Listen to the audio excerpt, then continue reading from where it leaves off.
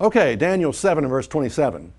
And the kingdom and the dominion and the greatness of the kingdom under the whole heaven shall be given to the people of the saints of the Most High, whose kingdom is an everlasting kingdom, and all dominion shall serve and obey him. I said the holy prophets understood the message of the soon coming kingdom of God. And here's Daniel talking about it. It says the kingdom shall be given to the people of the saints of the Most High.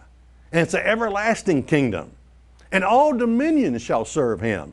And some of those dominions, it's going to take a rod of iron. It's going to take a 2x4 across the head to get their attention. Now I want to offer you something here entitled The Coming Utopia. You're training future leaders, your part in this soon coming kingdom of God. If you've never heard this message, you need to order this material. It's free of charge. I'll send it to you free of charge. But this is powerful information. The coming utopia, the government of God that is coming more than likely in your lifetime. You need this information. Order it. It's free of charge. Okay. In order to communicate with God, you have to get on his wavelength. God has an agenda. God has a will. God has a plan that he's working out here. And the only thing God is really concerned about is that you get in line to his will. Jesus is going to return to set up his government on this earth. Now, on the night that Jesus was betrayed, he prayed for his disciples. And I want to look at this because this is what I call the real Lord's Prayer. And we can gain much insight on how to pray by what Jesus said to his disciples on this very night. In John 17 and verse 9, he said, I pray for them. I pray not for the world, but for them which you have given me, for they are yours. He's speaking to the Father, and he says, look, I pray for them. I pray not for the world. Now, as I said, that's a fascinating statement. Christ is praying for his elect, his called out one, his chosen, his disciples. And he says, I pray for them. I'm not praying for the world.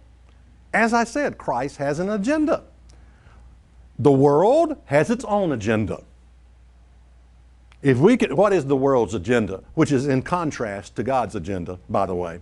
What's the world's agenda? Well, it goes something like that. Well, if we can just get the right man in the White House, we can turn this nation around. Well, a lot of people thought the person we got now in the White House could turn this nation around. And I agree, he has turned it around into a socialistic, communist form of government. But what else would you expect from a Muslim? Okay, yeah, he's changed it all right to the worse. But this is the world's view. You know, if we can just get our man in the White House. And these people, be it Democrat or Republican, they're all sincere. I'll give them credit there. They are sincere. But it's the illusion that we can just fix everything ourselves. The world has its educational system. Colleges that teach you there is no God. Public schools, same comment. The world has its entertainment, which is a bunch of garbage that Hollywood turns out. The world has its religious institution that teaches you a pack of lies, such as the reward of the saved is heavenly retirement. That's what it's all about, retiring. Teaches you the law's been abolished, been fulfilled, been done away with. Jesus kept the law so that you don't have to. Pack of lies. Pack of lies. You've been lied to about the Bible. Jesus said, I pray not for the world, but for them which you have given me. God has always had his favorites. God has always played favorites. God has always made a distinction when it comes to people. And there's a lot of people in the world, and Jesus said, I pray not for the world, but I pray for them that you have given me. Are you one of those people that God is calling?